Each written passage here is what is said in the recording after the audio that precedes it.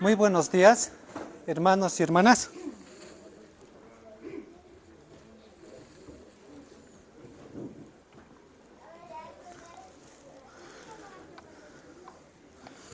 Muy buenos días, hermanos y hermanas. Les saludo en la paz del Señor.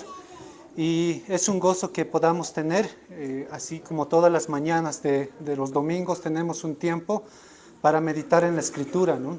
Y ha sido una bendición personalmente para mí poderles compartir la mayor parte de lo que es esta epístola de Judas, ¿no? Y hoy vamos a concluir con los últimos dos versículos.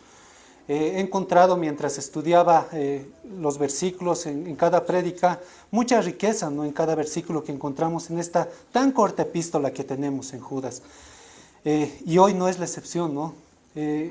Como ustedes han podido notar, hemos hablado en la carta de Judas podríamos decir en un sentido bélico, ¿no? Hemos empezado hablando de soldados, luego hemos hablado acerca de la batalla, luego hemos visto aquellas advertencias acerca del juicio, hemos visto el verdadero rostro del enemigo, los apóstatas, lo hemos tal vez ilustrado y lo hemos comparado con aquellos que son violentos. Hemos visto en 2 sermones el rostro de los apóstatas, y la anterior semana hemos visto aquel plan de batalla, ¿no? Aquel plan de guerra que Judas nos muestra en los versículos 17 al 23, y de manera muy práctica para nuestras vidas, ¿no? Judas nos dice cuál es la estrategia que como cristianos tenemos que usar en medio de esa batalla en defensa de la fe, ¿no? Hoy, los últimos 2 versículos que encontramos en la epístola de Judas nos hablan acerca de victoria, ¿no? Acerca de victoria. Y así como hemos iniciado en los primeros versículos hablando acerca de Dios, hablando acerca de la obra de Dios en la vida de los soldados, hoy también nosotros podemos ver como protagonista a Dios, ¿no? En los últimos 2 versículos. Quiero invitarles que se puedan poner de pie y podamos buscar Judas versículo 24 y versículo 25.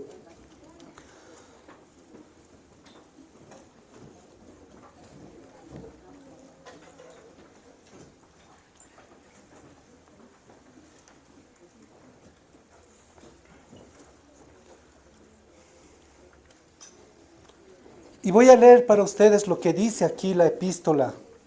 Judas versículo 24 y 25. Dice: y aquel que es poderoso para guardaros sin caída y presentaros sin mancha delante de su gloria con gran alegría, al único y sabio Dios, nuestro Salvador, sea gloria y majestad, imperio y potencia, ahora y por todos los siglos. Amén. Oremos, hermanos.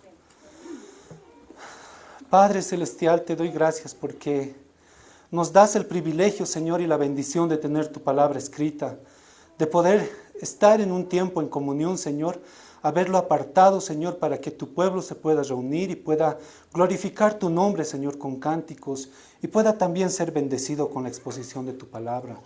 Te ruego, Señor, que el día de hoy, tú, a través de tu Espíritu Santo, quien nos enseña, Señor, día tras día, que nos ayuda a poder discernir y entender tu palabra, Señor, sea quien nos hable, Señor, a nuestros corazones y nos haga comprender, Señor, la magnitud y la grandeza, Señor, de estos versos que hablan acerca de ti, Señor. Gracias, Señor, porque en esta carta que presenta una dura batalla, Señor, que el creyente tiene, que la iglesia tiene en contra de falsos maestros, de apóstatas, Señor, de falsas enseñanzas, de herejías. Oh Señor, en estos últimos 2 versos podemos ver la victoria, pero no nuestra victoria por nosotros mismos, sino tu victoria, Señor. Gracias, Señor, por cada exposición que tú nos has dado en esta epístola de Judas. Estoy seguro que algunos han sido afrontados, Señor, al ver el carácter de aquellos que se apartan de ti. Estoy seguro que algunos te han quedado sin aliento, Señor, tal vez al verse identificados, Señor, con pecados que solo los apóstatas pueden tener, Señor. Pero, Señor, estos versículos nos recuerdan el Evangelio, Padre, y traen consuelo, Señor, a aquella alma que está abatida, Señor, y está angustiada. Te ruego, Señor, que tu palabra hoy sea quien nos exhorte, Señor, nos anime y nos edifique, Señor. Te encomiendo mi vida, Señor, para que tú me des las fuerzas, tanto físicas y espirituales, para explicar más que todo, Señor, de una manera fiel a tu palabra y siendo fiel, Señor, a ti. Te ruego que asistas a mis hermanos para entender, para escuchar, Señor, para que estén prestos, Señor, para escuchar tu palabra. Te encomiendo nuestras almas, Señor, y nuestras vidas a este tiempo tan importante, el más importante que tiene tu iglesia, Señor, en este día, que es la exposición de tu palabra. Guíanos, Señor, enséñanos, Señor, a través de estos versículos, cuál es tu voluntad, Señor. Te doy gracias, Señor, porque nuevamente podemos recordar cuán bondadoso, Señor, y misericordioso eres con nosotros al darnos un día en el que podemos escuchar tu palabra. Te encomiendo, Señor, este tiempo en los méritos de nuestro Señor Jesucristo. Amén. Pueden tomar asiento, hermanos.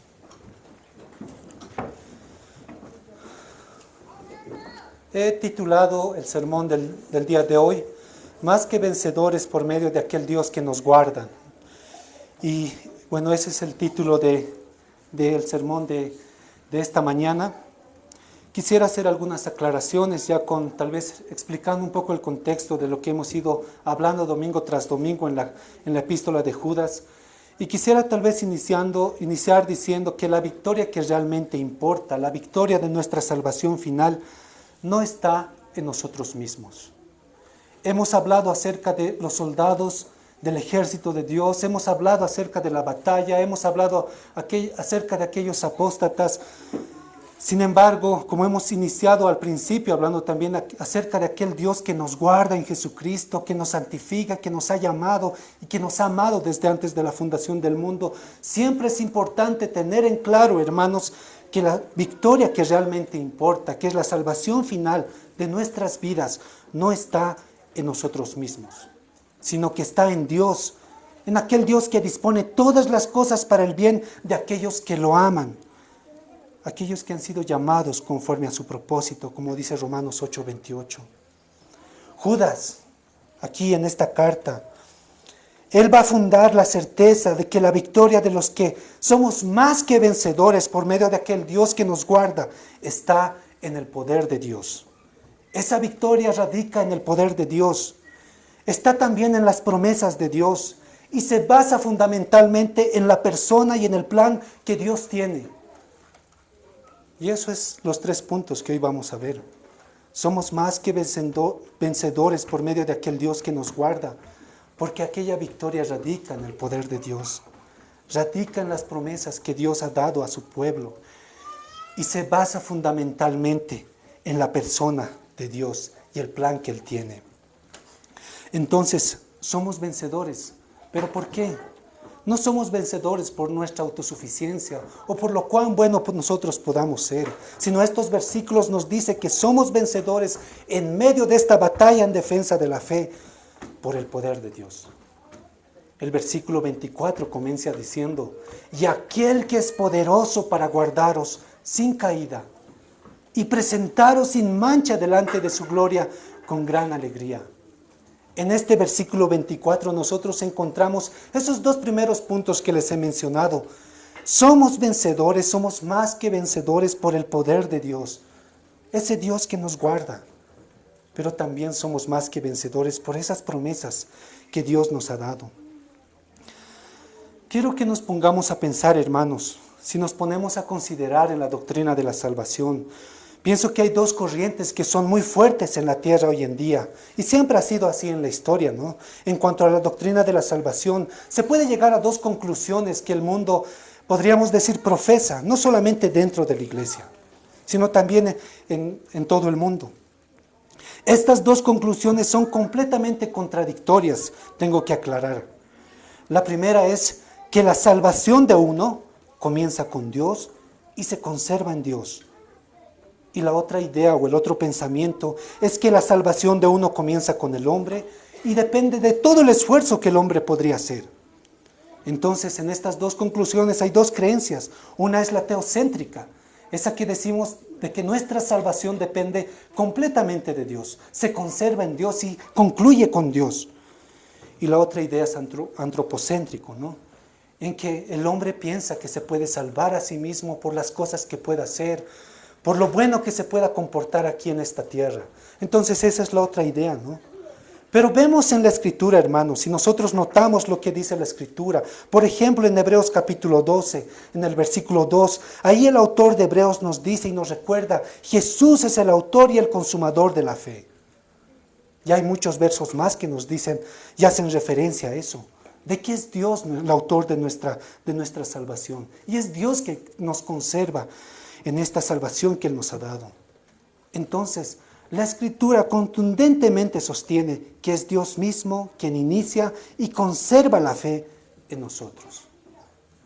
La salvación es de Dios. Hay versículos, por ejemplo, Efesios 2:8, Filipenses capítulo 2, versículos 12 y 13, que vemos que nos hablan, podríamos decir, en ese mismo tenor, de que la salvación es de Dios. Él es quien produce el querer como el hacer. Ahora, cuando nosotros nos encontramos en la epístola de Judas, hemos visto en los primeros versículos, cuando hablábamos acerca de los soldados del ejército de Dios, que Judas ha comenzado diciéndonos que el resultado de que los creyentes han sido amados por Dios, el resultado del hecho de que los creyentes hemos sido amados por Dios, inclusive antes de la fundación del mundo, el resultado de que nosotros hayamos sido amados por Dios, inclusive antes de que naciéramos, cuando solo éramos un pensamiento en la mente de Dios, el resultado de ese amor es que nuestro Dios, en un punto determinado de nuestra vida, nos llama para salvación. No solamente eso, nos guarda bajo el cuidado de nuestro Señor Jesucristo. Versículo 1 de Judas. Al concluir ahora esta carta, Judas nos informa en esta primera oración que encontramos en el versículo 24, que somos guardados de tropezar y caer, porque Dios es poderoso para guardarnos. Versículo 24. Dios es quien nos guarda con poder. Entonces, la victoria en medio de esta batalla, la victoria en defensa de la fe radica en esto, en que Dios es poderoso para guardarnos. No es nuestra autosuficiencia, no somos nosotros mismos, sino que es aquel Dios que nos ha dado esa salvación y que es poderoso para guardarnos en esta salvación. Pero ¿de qué es lo que Dios nos protege? ¿De qué es lo que Dios nos guarda? Quisiera citar a un pastor que se llamaba Charles Spurgeon, el príncipe de los predicadores, ¿no? Cuando él predicaba acerca de este texto a su iglesia bautista en 1875, él escribió lo siguiente: Dios debe guardarnos de caer en la apostasía, Dios debe guardarnos de los errores doctrinales, Dios nos guarda del desamor, de la frialdad espiritual, Dios nos guarda de caer en pecados escandalosos y muchas otras cosas más, decía este pastor, ¿no? Quisiera que algunos que tal vez han leído aquel libro muy conocido y que es muy recomendado para todos nosotros, que es El progreso del peregrino, que puedan recordar las escenas que se presentan en este libro, ¿no? Este libro fue escrito por un pastor que se llamaba John Bunyan, ¿no?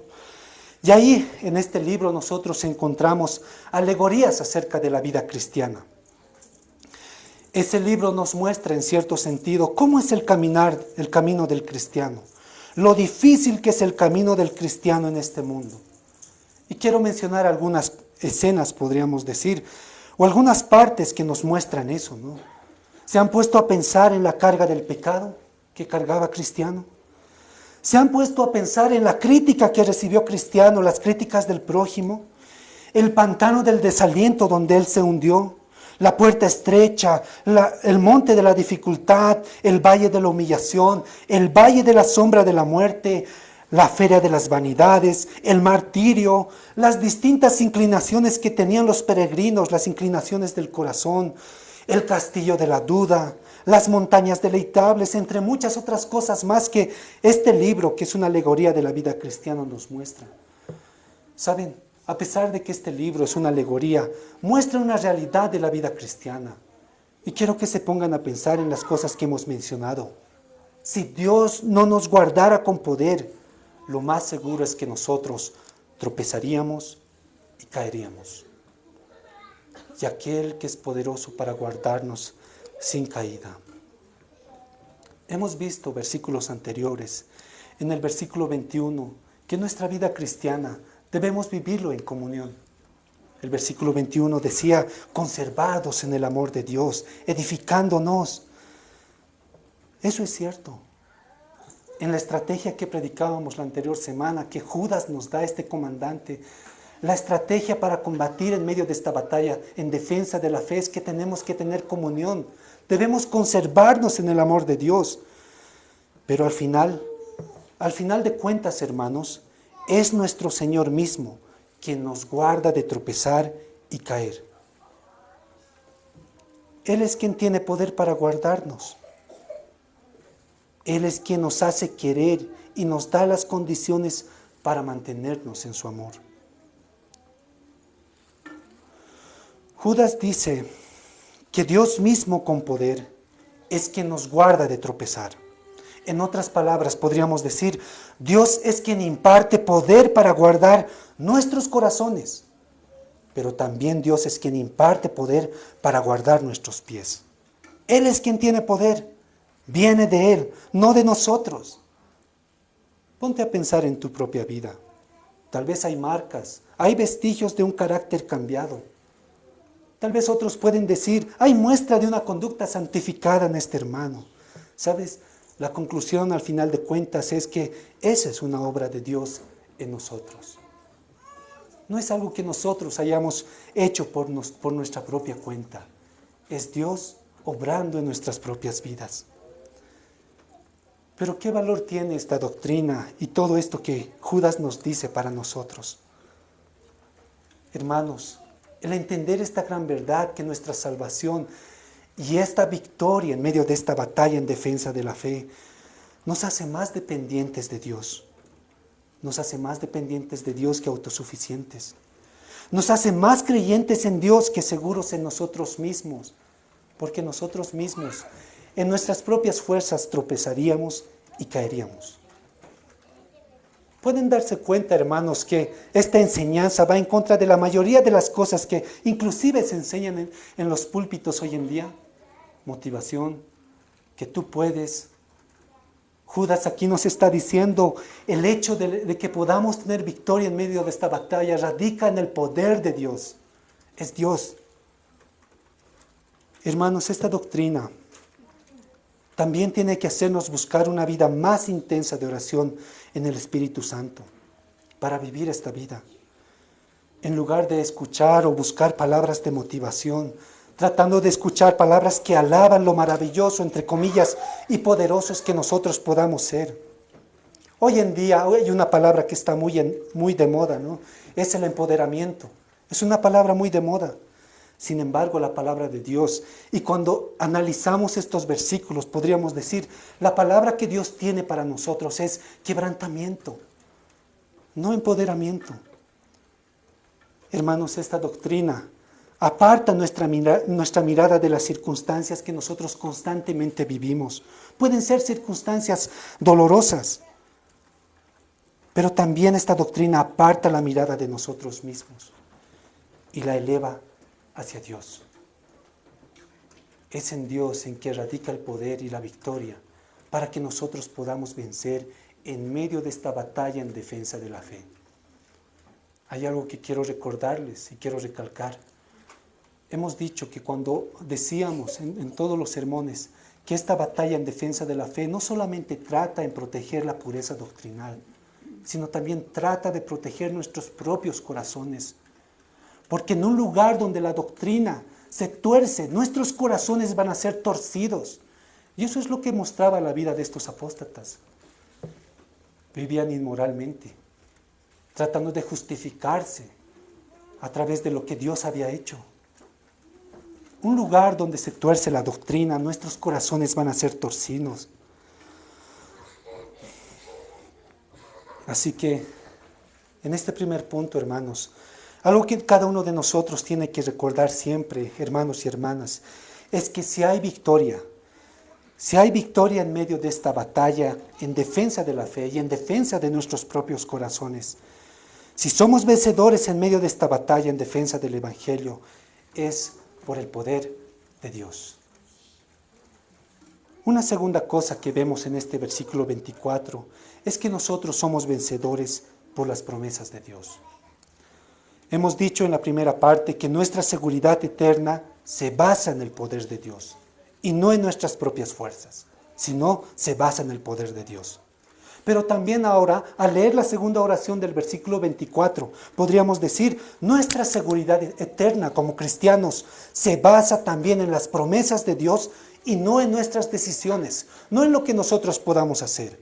Entonces, la victoria y nuestra seguridad se basa en el poder de Dios, pero también se basa en segundo lugar en las promesas de Dios. El versículo 24 decía, y aquel que es poderoso para guardaros sin caída y presentaros sin mancha delante de su gloria con gran alegría. Notemos algo, hermanos, en esta última parte del versículo 24. Hay una promesa de esperanza y seguridad. Vamos a ser guardados de tropezar y caer, porque Dios es poderoso y es capaz de hacer esto. Pero también Dios es poderoso para hacer realidad su promesa en nuestras vidas. ¿Y cuál es?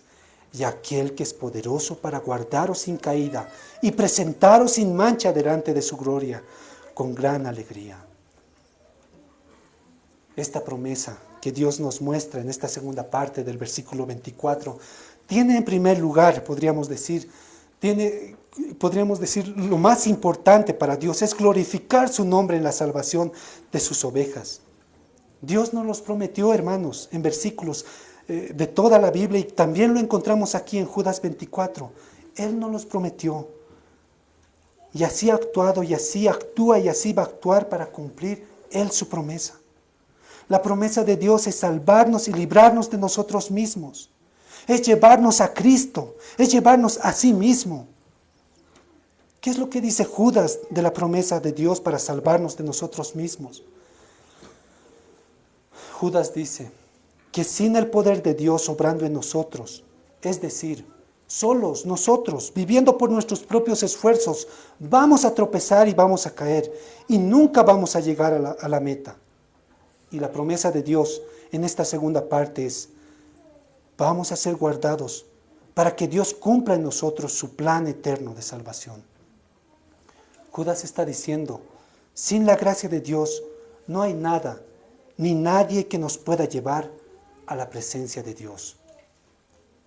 Él nos va a presentar sin mancha delante de su gloria con gran alegría. Si notamos estos versículos, es el mismo, nuevamente obrando. Es su poder, son sus promesas, no somos nosotros. Nuestros esfuerzos sin la gracia de Dios nos van a llevar siempre a la búsqueda y cumplimiento de nuestros pequeños planes que siempre están centrados en nuestros deseos, que siempre están inclinados al mal. Mientras que la promesa de Dios es traernos, es llevarnos a sí mismo, es llevarnos a Él mismo a través de Jesucristo. Hermanos, Judas está diciendo en este versículo también, en esta segunda parte del versículo 24, hay un nivel de alegría que nunca nosotros vamos a poder disfrutar en esta vida. Hermano y hermana, quiero que se pongan a pensar en sus propias vidas. ¿Cuántos deseos incesantes que no terminan nunca ustedes han experimentado en esta vida? Tal vez en su niñez, tal vez en su juventud, tal vez ahora que son adultos, tal vez ahora mismo hay tantos deseos en sus corazones que no terminan. Hay alegrías incompletas en esta vida que nunca les terminan de satisfacer. Hay tantas alegrías genuinas que nosotros como personas vivimos a diario.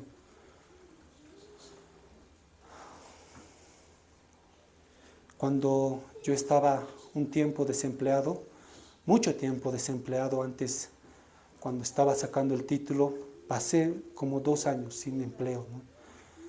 Realmente me sentía bien frustrado conmigo mismo y decía, no hay solución, creo que voy a ser un desempleado hasta que me muera. Cuando conseguí el primer trabajo, realmente fue un motivo de lágrimas y de gozo.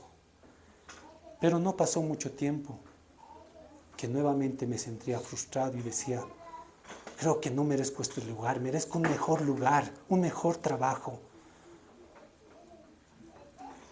Más adelante conseguí un mejor trabajo, mejor remunerado, Pero no pasó mucho tiempo hasta que mi corazón, que constantemente se inclina a estar insatisfecho, decía nuevamente, creo que merezco algo más. Esto no es suficiente para mí. Tal vez algo así tú has podido experimentar, inclusive en cosas genuinas, ¿sabes? Esa experiencia que nuestros corazones viven constantemente son una muestra que nosotros hemos sido creados para otro mundo y no para este. Fuimos creados para disfrutar del gozo de otro mundo, el gozo pleno de la presencia de Dios en el cielo nuevo y tierra nueva, en su presencia gloriosa.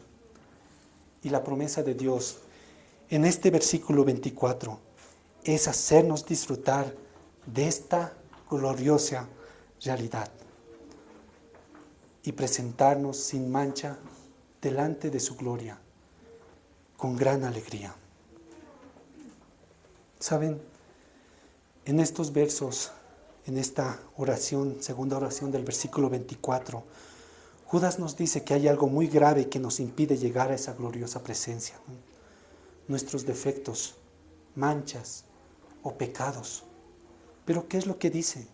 Y presentaros sin mancha delante de su gloria con gran alegría.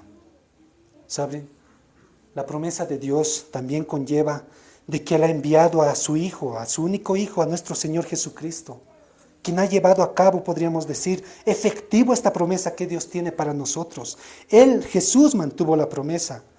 Todo el que cree en Él puede disfrutar de su promesa de vida eterna y presentaros sin mancha delante de su gloria con gran alegría.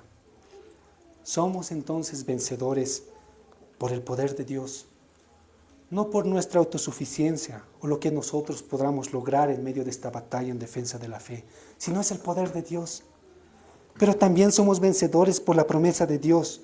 No es por lo que nosotros hacemos, porque nosotros siempre tropezamos y caemos por nuestra propia cuenta. No es por lo que nosotros buscamos, porque nosotros cuando somos abandonados a nosotros mismos, siempre vamos a vivir de una manera que nunca nos va a conducir a Dios. No es por lo que nosotros disfrutamos aquí, porque el verdadero gozo solo es posible en la gloriosa presencia de Dios. No es por lo que nosotros somos, sino lo que Dios nos transforma en Jesucristo por el poder de su Espíritu. Nuestras imperfecciones, nuestros defectos, nuestros pecados nos separan de la presencia gloriosa de Dios. Pero Dios, Él nos transforma a través del poder de su Espíritu. Hay victoria, nos muestra estos versículos. Hay victoria en medio de la batalla en defensa del Evangelio y en defensa de nuestros corazones. Y es por las promesas de Dios, es por su poder. Él nos guarda de caer y nos lleva con gran alegría y sin mancha a su gloriosa presencia. Una tercera cosa que nosotros vemos ya en el versículo 25 es que somos más que vencedores, y esto es por la persona y el plan de Dios. Hasta ahora, si ustedes han notado en el versículo 24, y leen nuevamente el versículo 24, se van a dar cuenta que el versículo 24 está hablando acerca de lo que Dios ha hecho, de lo que Dios hace y de lo que Dios hará por su pueblo. Entonces de eso habla básicamente el versículo 24. Es de lo que Dios ha hecho, de lo que Dios hace y de lo que Dios hará por su pueblo. Estas cosas, podríamos decir, son más que suficientes para que nosotros alabemos al Señor toda nuestra vida. Lo que Dios ha hecho, lo que Dios hace y de lo que Dios hará por su pueblo. Sin embargo, si nos vamos al versículo 25, vamos a ver que Judas no está satisfecho y va más allá. Nos va a revelar quién es Dios. ¿Saben? Nuestra victoria no solamente se basa en lo que Dios ha hecho, en lo que Dios hace y lo que Dios hará con nosotros. Nuestra victoria en medio de esta batalla no solamente se basa en eso. Y en el versículo 25, Judas nos diría, nuestra victoria esencialmente se basa en quién es Dios. En eso se basa nuestra victoria, no solamente en lo que Él hace.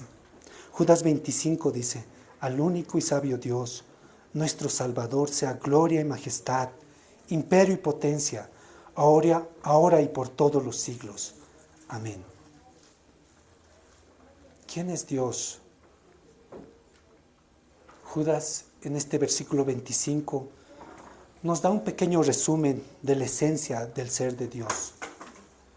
Podemos decir, por lo que estamos estudiando en la confesión bautista, podríamos decir, Dios es infinitamente más que lo poco que nos revela Judas en este versículo 25. Él es más de lo que dice el versículo 25. De hecho, podríamos decir, Dios es infinitamente más de todo lo que Él mismo se ha revelado en la creación. Sin embargo, hermanos, Judas, este comandante es tan inteligente que nos podría decir, lo que tenemos en este versículo 25 es lo mínimo que nosotros necesitamos saber acerca de Dios. ¿Quién es Dios, Judas? Judas nos dice, Dios es el único Dios. Dios es el único, solo hay un Dios verdadero. Sin duda, este Dios del que Judas está hablando no era el Dios de los apóstatas, lo que ellos anunciaban. Hay un solo Dios, el Dios de las Sagradas Escrituras. No es el Dios de los sueños que ellos tenían, las imaginaciones que ellos tenían, las experiencias personales, de aquellos escritos filosóficos o religiosos que los apóstatas usaban. No es ese Dios. Judas dice, Dios es el único Dios, tal como nosotros lo encontramos en la Biblia y esencialmente en Jesucristo. Judas, ¿quién también es Dios? Dios es nuestro Salvador por medio de Jesucristo. Dios se hizo hombre y habitó entre nosotros, lleno de gracia y de verdad, y vimos su gloria como el Hijo único del Padre. Uno puede venir al Padre solo a través del Hijo. Dios es nuestro Salvador por medio de Jesucristo. Pero Judas, ¿quién más es Dios? Dios es nuestro Señor, nos diría. Aquel que recibe, que tiene al Hijo como su Salvador, también lo hace su Señor de su vida. En otras palabras, hermanos, si tú eres creyente, el Señor no solamente es tu Salvador, sino también es tu Señor. Ya no tienes que vivir para ti mismo, sino para aquel que te amó y te salvó. Eso era algo contrario de lo que enseñaban y creían los apóstatas. Ellos vivían para sí mismos, para sus propios placeres. No existe, hermanos, tal cosa como ser un creyente y ser dueño de su propia vida. Eso es una contradicción. No hay un creyente que sea dueño de su propia vida. Dios en Cristo es nuestro Señor, si Él es nuestro Salvador. Judas nos diría, hay un Dios, el Dios Padre de nuestro Señor Jesucristo. Hay un camino para llegar a Dios, es a través de Jesucristo. Solo hay una manera de decir que has sido salvado por Dios, es haciéndole a Él tu Señor, el Señor de tu vida, viviendo ya no para ti mismo, sino para aquel que murió y resucitó por nosotros, es decir, Jesucristo. Somos vencedores por la persona de Dios, porque Dios en Cristo, Dios hecho hombre, es nuestro Cordero. Dios en las tres personas de la Trinidad, como veíamos hoy en la escuela dominical, Él nos amó y planeó nuestra salvación. Su Hijo con gracia obró la salvación, la ejecutó. Y Dios Espíritu Santo con poder aplicó esa salvación en nuestras vidas. Entonces, somos más que vencedores por aquel que es Dios y también por el plan que Él tiene. Su plan, el plan de Dios es transformar a los pecadores que son egoístas, que viven para sí mismos, que viven asimismados y están confiados en su fuerza de voluntad. Este Dios transforma a estos pecadores en adoradores, hombres y mujeres que son perdonados por Jesús y son dedicados a la alabanza de la gloria de Dios en todo el mundo. Judas nos dice que antes de que todo existiera, ya había gloria, ya había alabanza en el cielo. Al único y sabio Dios, nuestro Salvador, sea gloria y majestad, imperio y potencia, ahora y por todos los siglos. Amén. Ya había gloria y alabanza en el cielo, desde antes de que todo existiera. Dios Padre, Dios Hijo y Dios Espíritu Santo Ya vivían en una santa y dulce y perfecta comunión. Ellos estaban llenos de plena y perfecta alabanza. Y Judas nos dice ahora, debemos vivir aquí y ahora de la misma manera que Dios siempre existió en la eternidad pasada, exaltando su gloria. Así será por los siglos de los siglos. Y concluye diciendo, amén. Al único y sabio Dios, nuestro Salvador, sea gloria y majestad, imperio y potencia, ahora y por todos los siglos. Amén. De una manera muy especial, Judas está alabando a Dios por su gloria, por su majestad, por su poder y autoridad. ¿Por qué? Tal como nos podemos poner a pensar en todo el contexto de esta epístola, muy probablemente, o podríamos decir muy puntualmente, esto es todo lo que los apóstatas estaban negando acerca de Dios cuando vivían como vivían y predicaban lo que predicaban. ¿Qué hacían los apóstatas? En contraposición a lo que Judas está haciendo, alabar a Dios de una manera particular por su gloria, por su majestad, por su poder y autoridad. Los apóstatas, todo lo contrario, intentaban despojar de la gloria de Dios cuando ellos vivían impía e inmoralmente. Los apóstatas intentaban despojar a Dios de su majestad o grandeza cuando ellos vivían tan egocéntricos. Los apóstatas intentaban despojar a Dios de su poder cuando los apóstatas vivían tan mundanamente y sin mostrar ningún tipo de transformación en sus vidas. Los apóstatas intentaban despojar a Dios de su autoridad cuando los apóstatas vivían solo para satisfacer los deseos y las inclinaciones de sus corazones. Ellos se creían señores de sí mismos. Pero el plan de Dios para su pueblo, para los soldados del ejército de Dios, es el mismo hoy y siempre ha sido el mismo, siempre. Convertir a los pecadores en adoradores, liberándolos del pecado y de nosotros mismos, enviándolos a su presencia gloriosa, majestuosa y llena de poder y autoridad. La prueba de que estamos en ese camino, viviendo según el plan de Dios, es que nunca vamos a dejar de reconocer y regocijarnos en la gloria, majestad, poder y autoridad de Dios en nuestras vidas y en el mundo que Él ha creado. Ese es el plan de Dios para aquel que vence en esta batalla en defensa del Evangelio. Es convertir a pecadores en adoradores.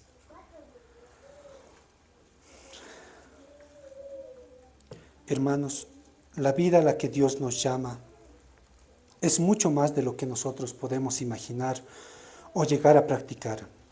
Es algo tan glorioso y majestuoso que nada menos que el poder y la autoridad de Dios puede hacernos ver, desear, buscar y obtener. En otras palabras, la vida cristiana es imposible para nosotros. Necesitamos el poder de Dios para poder nacer de nuevo. Necesitamos el poder de Dios para perseverar. Necesitamos el poder de Dios para defender la fe y poder difundir esa fe, rescatando al pecador. Detente un momento y piensa en estas preguntas. ¿Quién de nosotros es capaz de resucitarse a sí mismo o de nacer de nuevo?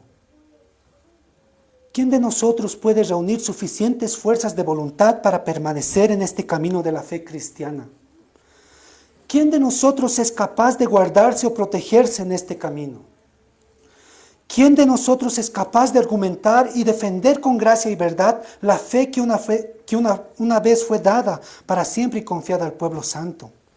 ¿Quién de nosotros es capaz de convencer al pecador de que se arrepienta y crea y se vuelva a Jesús como su Salvador y Señor y lo tenga como un soberano del universo, cuando Él está totalmente entregado a la irracionalidad de nuestra pecaminosa era y a la inmoralidad de su corazón? ¿Quién de nosotros es capaz de hacer alguna de estas cosas? ¿Quién de nosotros es capaz de limpiarse a sí mismo? ¿Quién de nosotros es capaz de cambiar? ¿Quién de nosotros es capaz de abandonar la gula, las borracheras, las drogas, las compulsiones? ¿Quién de nosotros es capaz de abandonar la ira, la lujuria, En fin, ¿quién de nosotros es capaz de abandonar el pecado y volver a empezar de nuevo y comenzar a caminar hacia la gloriosa presencia de Dios? ¿Quién de nosotros es capaz de hacer alguna de estas cosas? Judas nos dice en estos versículos, Dios, solo Dios en la persona de nuestro Señor Jesucristo es capaz de todo esto y más. Y aquel que es poderoso para guardaros sin caída y presentaros sin mancha delante de su gloria, con gran alegría. Al único y sabio Dios nuestro Salvador, sea gloria y majestad, imperio y potencia, ahora y por todos los siglos. Amén. Hermanos, aquellos que vencen en esta batalla en defensa del Evangelio, aquellos que vencen en medio de esta batalla en defensa de la pureza doctrinal, aquellos que vencen en medio de esta batalla en defensa de nuestros propios corazones, no son los que viven por fuerza de voluntad, los que son todo autosuficientes. Aquellos que viven así ya están siendo destruidos a sí mismos. Victoriosos son aquellos que han sido amados, han sido llamados por Dios Padre, están siendo hoy guardados por nuestro Señor Jesucristo y como resultado de ese milagro de la gracia, hoy viven conservados en el amor en medio del pueblo del Señor. ¿Eres tú uno de esos vencedores? ¿O eres uno de los vencidos? Corre a Cristo. Solo hay dos alternativas. Que tú seas uno de esos vencedores o que tú seas uno de aquellos vencidos. Corre a Cristo. Corre a Cristo. Él es capaz de recibir a cualquier corazón que está arrepentido, que está contrito y está humillado. Él es capaz de recibirlo con los brazos abiertos. Corre a Cristo si tú aún eres de aquellos que están vencidos. Y si tú eres uno de aquellos vencedores, recuerda, y aquel que es poderoso para guardarnos sin caída y presentarnos sin mancha delante de su gloria con gran alegría, al único y sabio Dios, nuestro Salvador, sea gloria y majestad, imperio y potencia, ahora y por todos los siglos. Amén.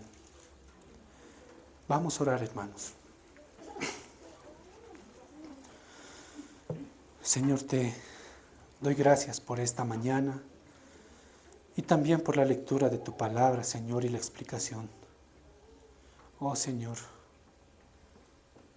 todos nosotros aquí estamos seguros que no hay hombre, Señor, en la tierra que sea capaz de convencer, Señor, de todas estas verdades, de convencer a nuestros corazones que muchas veces son caprichosos y están inquietos, Señor, si no es por el poder de tu Espíritu, Señor. No hay elocuencia, no hay sencillez, Señor, que pueda traspasar el corazón. Solo tu palabra, Señor, y tu Espíritu, obrando en nosotros. Te ruego, Señor, que aquellos que han sufrido, Señor, y han tenido la carga de la condena sobre ellos, Señor, y que han estado examinándose, Señor, al escuchar cada carácter, cada característica, Señor, de los apóstatas, y no han encontrado, Señor, algún tipo de consuelo en ellos mismos o explicación para ellos. Señor, si tú los has llevado a Cristo, si tú los has salvado, oh Señor, deposita en sus corazones la esperanza de aquel que es poderoso para guardarnos sin caída y presentarnos sin mancha delante de tu gloria, Señor. Ese es el único Dios que nos va a mantener, Señor, hasta el final. Es su salvación, es tu salvación, Señor, que la has aplicado, Señor, en un punto de nuestra vida y la vas a llevar, Señor, hasta el final. Señor, pon esa esperanza, Señor, en tu pueblo. Pero también, Señor, te ruego que tú obres en los corazones de aquellos que aún no te conocen, Señor, y les permitas ver cuál es la condición que ellos tienen delante de ti, Señor. Un día todos vamos a compadecer delante de ti, Señor. aquellos a los que tú has amado desde antes de la fundación del mundo.